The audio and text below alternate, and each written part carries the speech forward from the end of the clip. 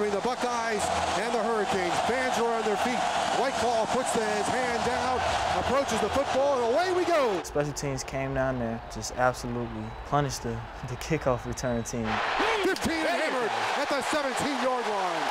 Opening kickoff thing, special teams made a huge impact. You know, really set the tempo, and I think that's what Coach Golden wanted. You know, with the boxing gloves coming out and swinging.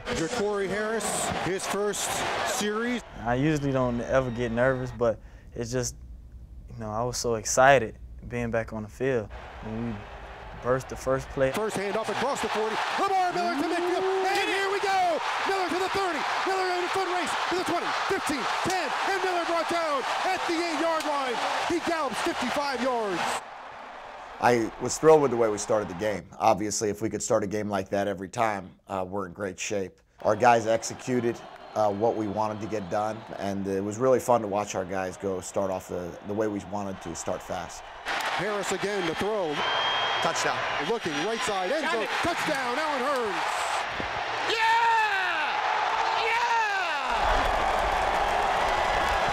With Jacory, it was a matter of getting him started, and we wanted him to get started. Obviously, you couldn't get a better way to start than throw 2 touchdown passes. On second down, fade, end zone. Allen Hurns got a touchdown. The second of the night for Jacory Harris. After throwing the second touchdown pass, it is 14-0, and it's what we wanted. Great job, man. Great job, man. Hurricanes 14, Buckeyes nothing.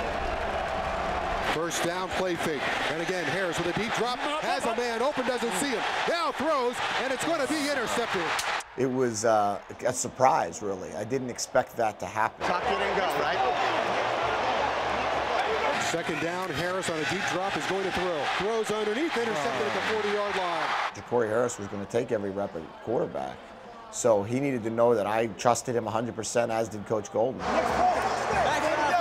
We don't just love him when he throws 2 touchdowns. You know, we love him when he makes the interception throw that guys make. The defense supported me the whole way. They the ones came off the field and were like, don't worry, Jacory. Our conditioning took over the game because, like, all night we wanted to be on the field. We wanted them to put the ball, give him the ball, and put it on us. Polished off by Sean Spence. What a difference he's made coming back. He's been in on every play. If they didn't feel confident, I don't think they would have probably made that statement. You know, I think they felt confident. They felt confident with how we were playing. They felt confident in the area of field that we're in, that we've been doing a good job in the red zone area. It's good. The Buckeyes get 3 more points. For the first time, I thought the defense saw the game through Coach D'Onofrio's eyes. The things that he called and the adjustments that he made to stop what they were doing were executed. Right side stood up by Gaines. Mark was always a smart player, very intelligent player, and I think clearly when he made adjustments with the leadership of Sean and JoJo and those and Vaughn, I think we really got it across the board and went out there and executed it. They hit him, they bring him down. It's Chickalo. Anthony Chickalo brings him down. Actions do speak louder than words, and the defense went out there every drive, and they just displayed that they did have the offense back. They had this team back, and they wanted to go out there and perform well, and make sure they get us the ball back and not let them score. That's pretty much what they did the whole game. We're a great conditioned team. Obviously, we stopped them. We flipped the switch, so I think our conditioning had kicked in. Sean's really a security blanket right now for us, and you know, he definitely helps the guys on the field. He's able to not only communicate, but he knows which guys to communicate to. He knows who it affects.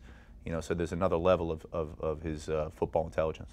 I try to be a leader on the sidelines by just telling them guys, you know, to stay in the game. You know, we were dominating the whole game, and it's easy for guys to get lax. You know, I was going up and down the sideline telling them, you know, we can't relax. You know, this is a 60-minute game. All it took is 1 touchdown for them to get back in it.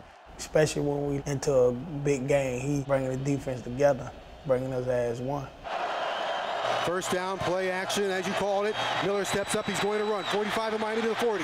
And he has hit the ball's loose, and Miami has it. Towards the end of the game, we needed something to happen quick. And Marcus, you know, he never gave up on the play. What Golden like to say, he took his training to the game. Trusting your training means that if you're rushing the passer and the ball's thrown, that you turn around and run. You don't turn around to see if whether the ball was caught or not. Marcus Robinson knocked it free. The play Marcus made is something that we work on every day. We do it in our warm-up section of practice, which is actually before stretch. We just practice it so much in practice and always talk about ball security. I know he had good security of the ball. We just happened to work that particular drill all 6 practices leading up to the game, and obviously it was the biggest play of the game in my mind. Part of being a really good defensive team, and Mark understands this better than anybody, is tilting the odds in your favor. And all you have to do is stop the video on that play. And there were so many Miami Hurricanes around the football that we clearly, at that moment, tilted the odds in favor that we were going to recover that football. We did exactly what we planned to do, and that was, wear them down and win the game in fourth quarter and be the better conditioned team. 9:21 to go. Miami has the ball. I wanted to start the drive with a pass because we started the last few drives with a run.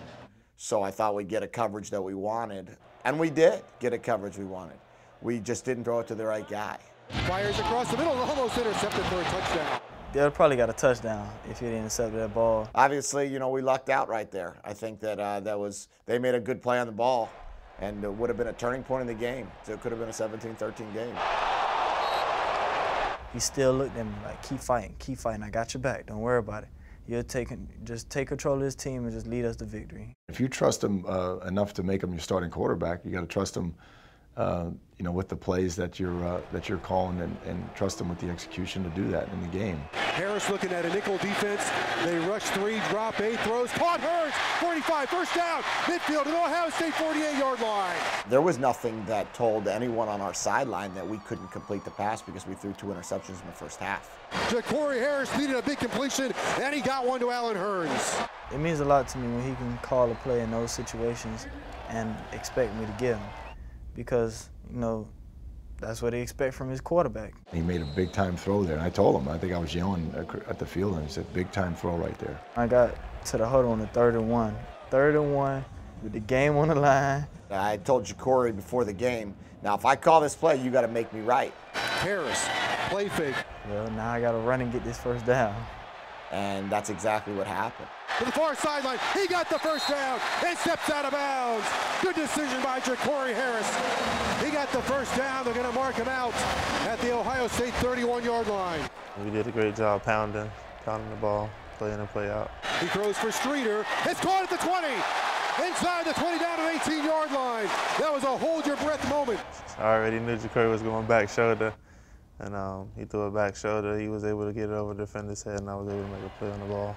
The last 3rd down that we needed, and Streeter came up big time with a huge catch.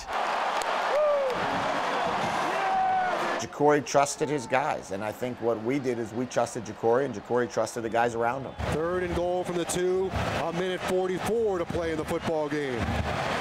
Miami has not beat a ranked opponent since Oklahoma in 2009. Gives it away to James, driving left to the goal line and did not get in. If there were some people in the stands that wanted me to kick a field goal, I thought kicking a field goal was the only way we could lose the game. No, I thought it was the decision to make. We talked about we're going to stick to stake in them. We talked about we're going to finish strong. The type of football we played is the brand that Coach Golden has brought to University of Miami. And we were 4th and 1 on the 1. Why not do it? Turns, gives it away. James at the goal line. Touchdown, Miami! Coach called it out, saying that you're going to have an 8-minute drive to end the game. For us to go out there and have an 8-minute and 48-second drive, that was beyond ridiculous. I knew the game was getting close to being over, so I looked up and they were counting down, and so I went over and grabbed Mark. Coach Golden and I first met actually on a recruiting trip to Boston College. We came out of high school the same year, and we both met, on a recruiting trip to Boston College, and then obviously became closer when we both signed at Penn State. We were eventually roommates for the next 4 years. I remember it vividly. He said that's why we came to the University of Miami. That was a culmination of, battling through everything that had been going on, and, and feeling the benefits of winning a game like that and winning it the way we wanted. It was our first game, it was our first game here in the home stadium. It was a, primetime game. It was against a great opponent. And in the fashion we won, really, Al laid out a plan and told the team what he wanted to get done, the 3 things, and, came through. It's awesome that you get to coach with one of your best friends. I mean, that's like as great of a situation. And to be able to share a victory with one of your closest friends has got to be an unbelievable feeling. They go back 20 years or 20-something years, and they've been through all the trials and tribulations, and they've worked awfully hard to be together and establish a program. The whole experience was incredible. It really was. From the time we got off the buses, just incredible opportunity and environment at the University of Miami. And the clock is going to run out, and the University of Miami has defeated Ohio State. Coach Golden, he's a great guy. Obviously been through a lot by his first year, and I just wanted to give him his first W, and we did it. Al Golden has his first win as the head coach of the University of Miami.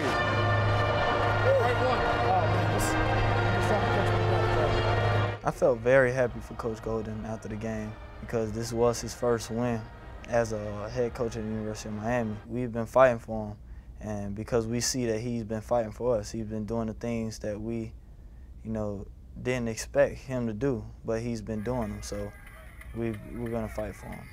The last month has been difficult for everybody associated with University of Miami. This was really something that we wanted to capture. This game was something that we wanted to win for the university community, and the university deserved this.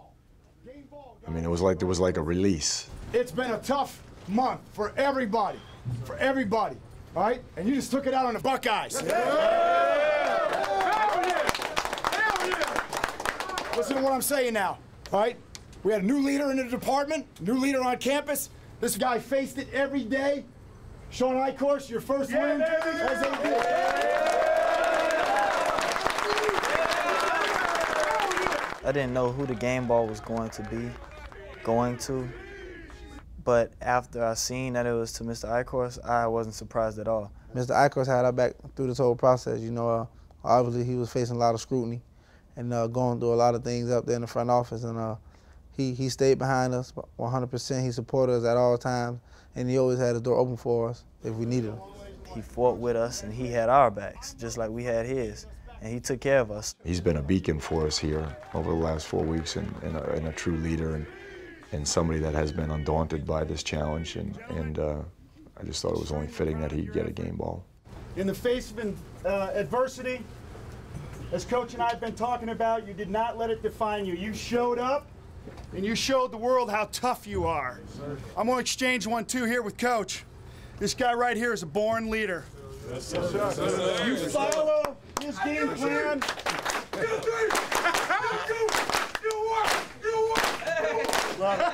Good stuff. Boys, you listen to what these guys are teaching you, and you're going to go a long ways. Go a long ways in life. Coach, congratulations. He truly deserves it. He's a coach that everyone loves, and everyone, goes in day and day out and put it all on the line for him because he does it in return for us. We love him, and the Canes family and Canes Nation love him, and we just hope that that's the first of many more. You can have a lot more success and with the help of others than you can independently, and I think our guys are starting to understand that now. And if anything, that adversity provides that stage, provides that opportunity to trust your partnerships and to trust your team approach. And I think our guys right now have gleaned a lot from it.